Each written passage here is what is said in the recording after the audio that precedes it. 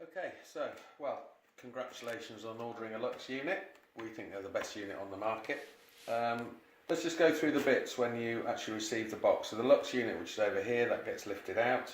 And then also you have these fittings here. So let's just go through everything and what they are. First of all, we've got the CT clamp, which has 10 meters of cable already fitted to it. Now, you need to check doing survey that 10 meters is enough to run from wherever the Lux is going to be installed to the live of the power coming into the property. If not, provided in the box is a connector block, so you can go and buy an off-the-shelf extra bit of RJ45 extender, or if you happen to have some cable, we've even provided some fittings, so you just use RJ45 cable, Cat5 cable, and just extend it. We've provided the fittings, but you need a crimper in order to do that. Otherwise, just buy an extension off the shelf. Okay.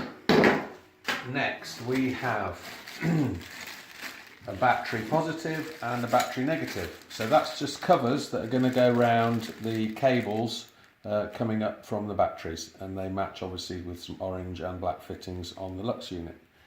Which you can see here, they're just going to fit on there and on there. And there's a little screw in there which is going to go in, and a bush which is going to go on the outside. Very simple.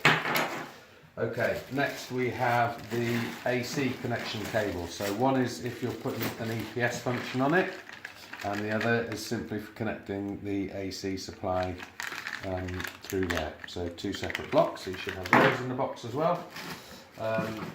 We throw in a couple of pairs of MC4s for you in case you need to remake the MC4s.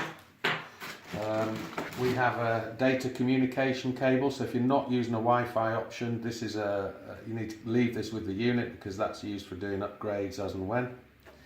Otherwise, all the upgrades are done remotely through the Wi-Fi. Packed in there is the Wi-Fi stick, the Wi-Fi dongle. Very simple, we've all seen them, and that requires 4 screws to attach in the bottom of the Lux unit. Okay, then we have the bag of screws. So we've got some wall fixers and then the various screws. In here there's some very thin ones, 4 of, that's for the Wi-Fi cable, and there's some slightly thicker ones, and that's just for putting the bottom casing on, which is later on. So bag of, just be very careful not to lose those when you're unpacking. Communication cable, so that's going to go from your top battery to the Lux unit. Again, make sure you've measured the distance. We don't want too long a distance, otherwise you'd have to make up a new cable. We have the power fitting cover on the bottom, so again you're going to have use these small cables when you're fitting that on the bottom of the unit.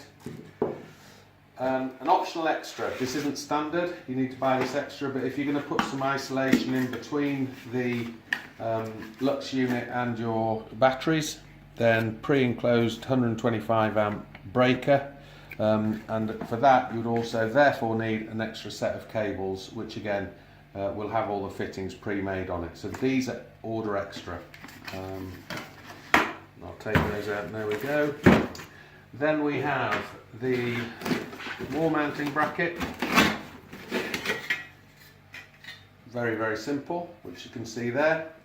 And then we have the cover, and that's basically the last job will be to fit the cover, which is going to go around the bottom of the unit, just tidy it all up and hide all the input of the pieces there. And the last thing we have is your book with instructions, quick start, ongoing instructions, and a list of everything that's in the box. You need to check it all off, and then your warranty. Everything there, nice and simple. Right, so the little battery terminals. So these are provided in a bracket. This is your main cable that's going to come up from your battery. Provided in the bag is this outer cover, this grommet, a nut, and then a spare top if you ever had to make your own cables up. So basically these are going to just slide, it's going to slide in there, and then as you can see, turn it the right way up and it'll sit over the top of that. Drop the screw in, just get that in place, a couple of turns there to hold it in place. You can then push the grommet in so it's fitting the right place. We'll tighten that up, bring the cover up and tighten the cover all the way up. And then obviously there's a black one we're going to do the same with the black one. I'm not going to show you how to do the black one as well. It's just the same, tighten it all the way up, waterproof covering and everything there. See, all the seals, everything made, absolutely tight as a nut. Done. Do the same with the black one. So, connecting your AC plug up, there's two parts here that you need to slide in the right order, back over your cable.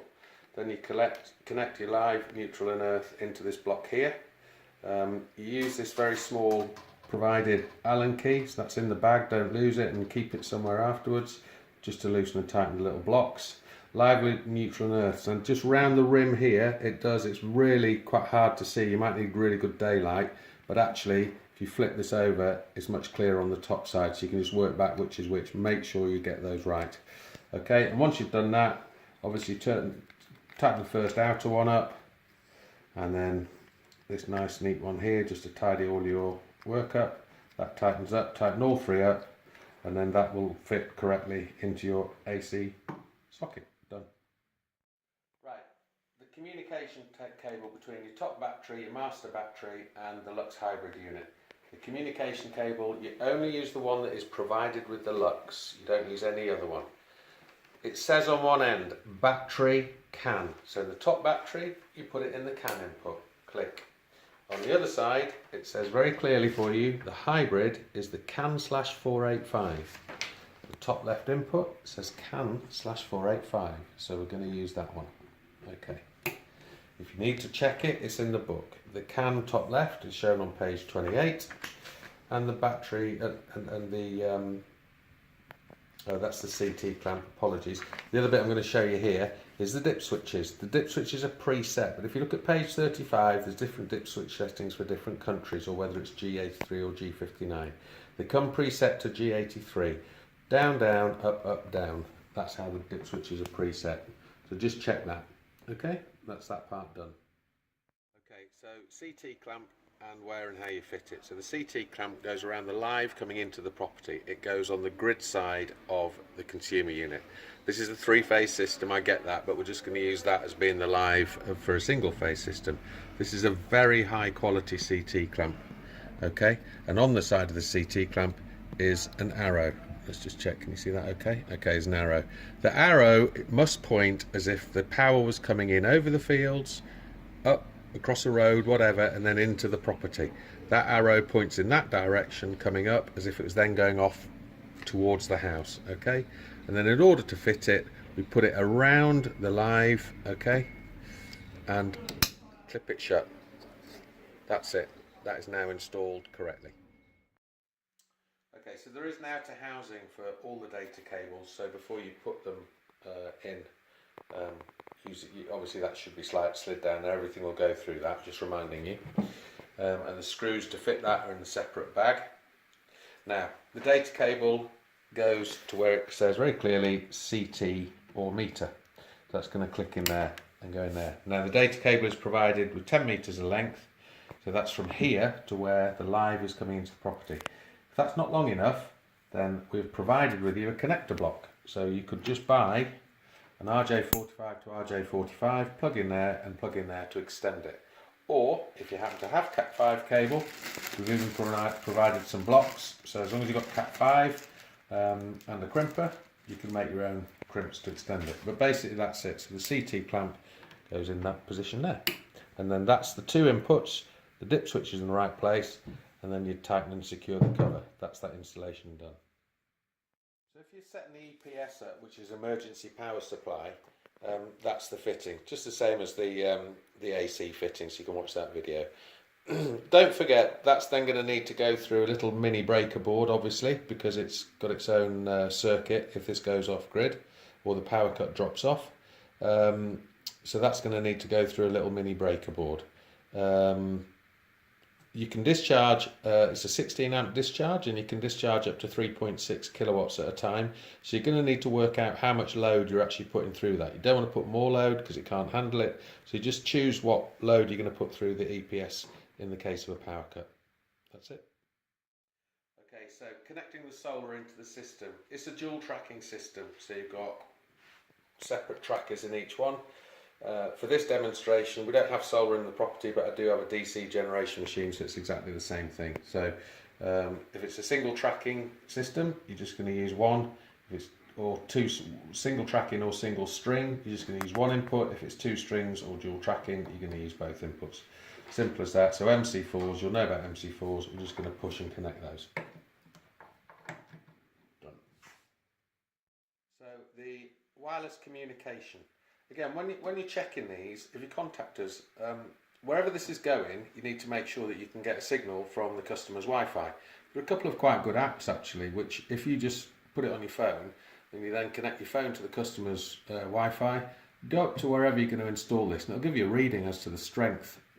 If not, you just need to consider it, because sometimes it can be fine in the house, but is it fine to wherever this position is being located?